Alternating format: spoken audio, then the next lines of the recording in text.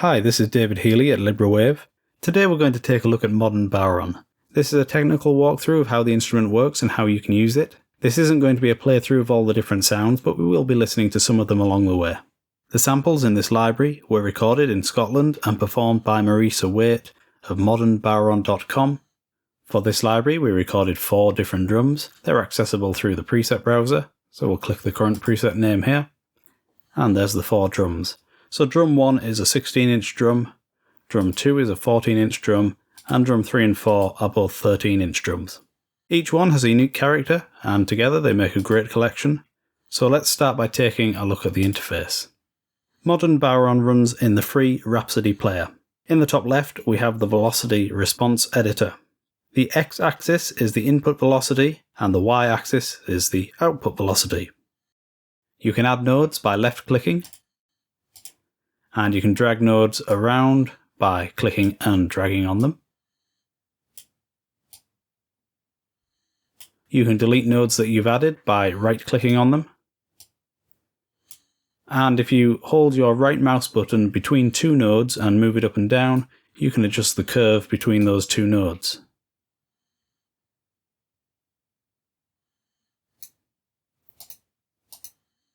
Next we have the stick section of the interface. Each drum was sampled with 3 different sticks, and we can select which stick to use either by clicking on the name in this part of the interface, or by using the associated key switch. Has the name of each key switch here over at the right, and those show up red on the keyboard.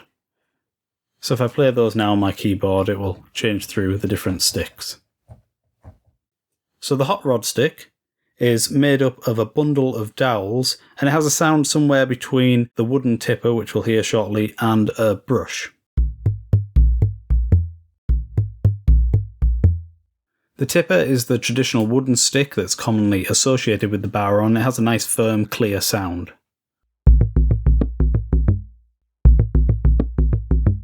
And the brush creates a softer sound, perfect for a mellow background accompaniment, and it's got that nice sort of brushing sound going on in there as well.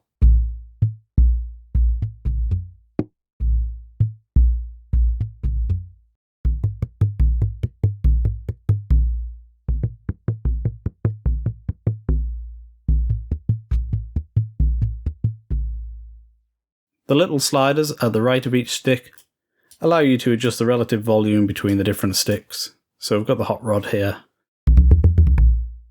and I can bring the volume of it down. But if we go to the tipper, that's still going to be at full volume. And back to the hot rod. So it just gives you a bit of extra control there. At the right hand side of the screen we have the mixer. This provides controls for the 5 microphones plus a stereo mix down. So the first channel, stereo mix, this is the mix down of the 5 microphone positions. So we can only see 3 channels at a time, but if we click this little triangle here, it will show the next 3 channels. And we can click this one here to go back. For the channels with back in the name, so D112 back, R92 back, and CMC6 back, the microphones were positioned on the rear side of the drum, so that's the side in which the musician places their hand in order to adjust the tone of the instrument. The channels with front in the name, so these last 2, had the microphones placed on the other side of the drum on the striking side. The knobs at the top of each channel allow you to adjust the panning. The faders are for the volume. And these buttons with the power icons allow you to purge or load the channels. So if I purge them all, and we look over at the RAM usage, we'll see it drops to 0. And as I load in more channels, the RAM usage goes up. So now we're at 33 megabytes. And the drop-down menu in the output section allows you to assign different channels to different outputs within your DAW. So I'm using the standalone version of Rhapsody, and my audio interface only has 2 outputs, so I'm only seeing channels 1 and 2 available. But if your audio interface has more channels, or you're running Rhapsody in your DAW, then you will see more options here, and you can output each channel to its own stereo out if you want to. Okay, going back over to the left side of the interface, we have the AHDSR envelope. This is a standard envelope for the gain. So we've got attack curve, attack time, hold, decay, sustain, and release. And the envelope settings are for each stick, so each stick gets its own set of controls. And we'll just reset those by double clicking. In the lower section here we have the expression and damping controls. Expression is a sub-volume control. It's applied in the chain before the master volume.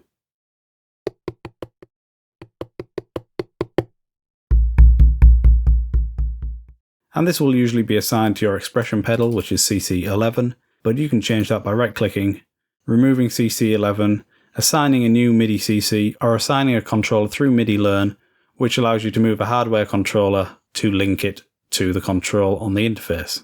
And this method of assigning controls can be used for most of the knobs and sliders on the Rhapsody interface. The damping control just sets the gain of an 800Hz high shelf filter.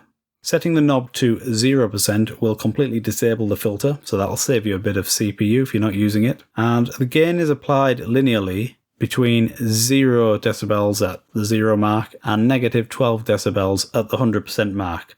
So a value of 25% will apply a negative gain of 3 dB. At 50% it will be negative 6 dB. And as we go all the way around to 100%, it's now negative 12 dB. So let's just have a listen to that.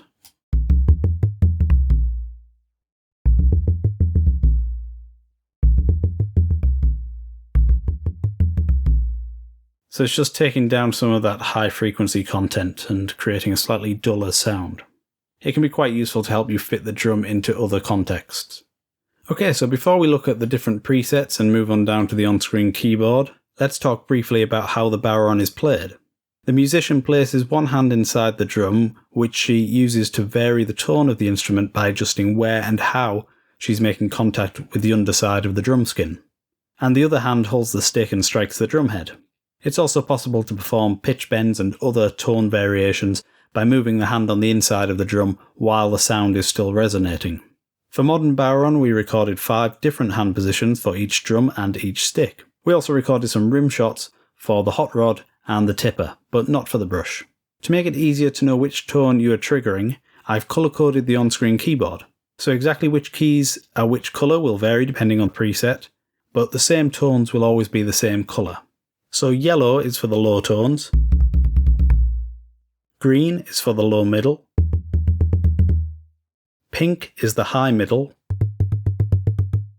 blue is for the high tones, and orange are for the no tones, which are sort of dead sound that are played between the other tones, or at least that's how they're usually used. Lastly, we have the grey keys that trigger the rim shots. And if we select the brush, you can see that the rim shot keys are no longer coloured and they don't trigger anything. So now we know which colours are associated with which tones, let's go through the presets and see how we can play this virtual instrument. So we're currently using the spread down up patch. I've tried to give the patches meaningful names so you can easily identify how they work. With this patch, the samples are split into 2 groups, and the down samples are mapped starting at C2, and the up samples are mapped starting at C4. So with this patch you can control the stroke direction by which group of notes you play. And you'll notice with this patch, the tones have been stretched across a few keys, so it's 3 keys for each tone. So this gives us a few extra pitches in addition to the ones that were recorded. So the downstrokes are here, and the upstrokes are here. And when you alternate between them, you'll hear it quite clearly, the direction of the stick.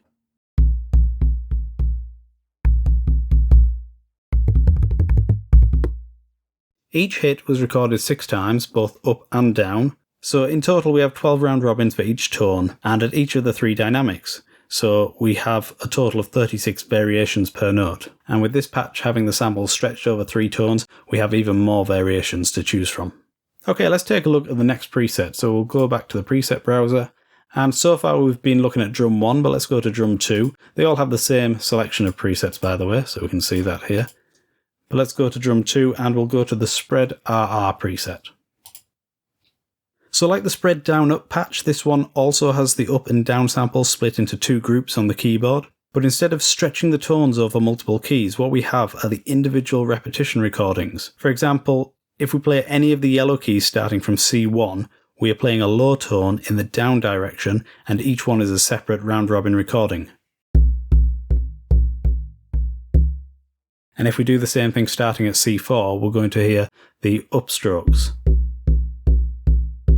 And again, each one is a separate round-robin recording. So rather than being a performance patch where you'll play it in real time, this patch is more useful if you want to sequence your rhythm and pick out individual recordings for each hit. It gives you a lot of control over the details. Okay, let's move on to the next patch. We'll go back to drum 1 for this one, and we'll go to the keytone patch.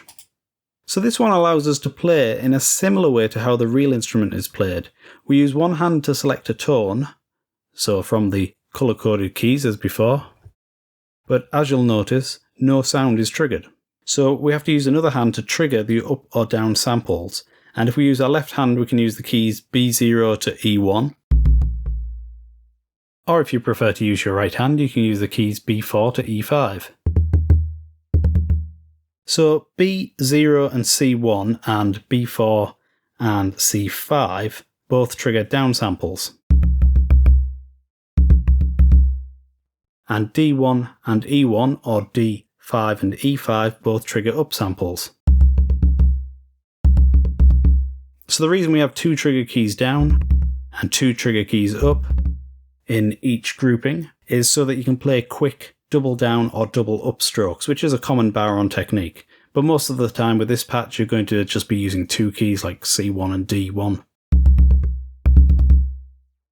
So the trick with this patch is to coordinate your hands so you're playing the tone and then triggering the tone in whichever direction you like.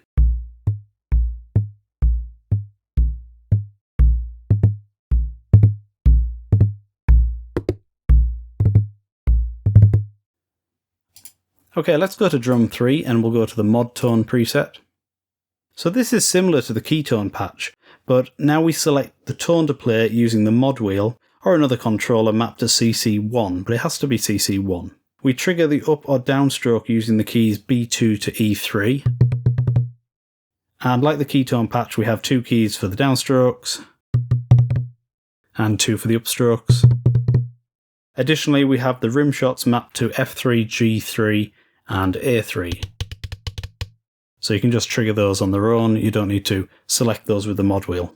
So a low mod wheel position is going to trigger a low tone. So I've moved my mod wheel to its lowest value. And the higher you go with the mod wheel, the higher the tone. And then eventually you get to the no tones at the top. Okay, the last patch is probably my favourite patch. Let's go to drum 4 for this, and it's the auto down up patch. So with this one, we just select the tone and we don't have to worry about the direction at all.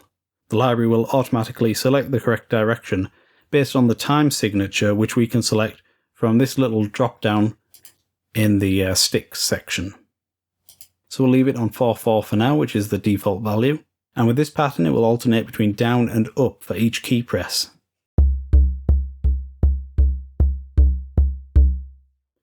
If we go to the 3/4 pattern, it's going to trigger down, up, down, down, up, down.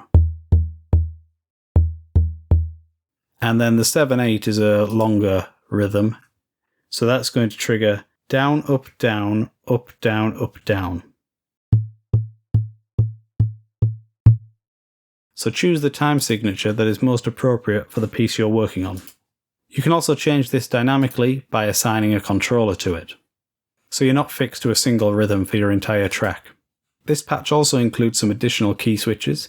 So the dark key C1 will re-trigger the last note played, and it will continue the rhythmic pattern. So this allows you to play really fast repetitions, which you couldn't do with just a single key.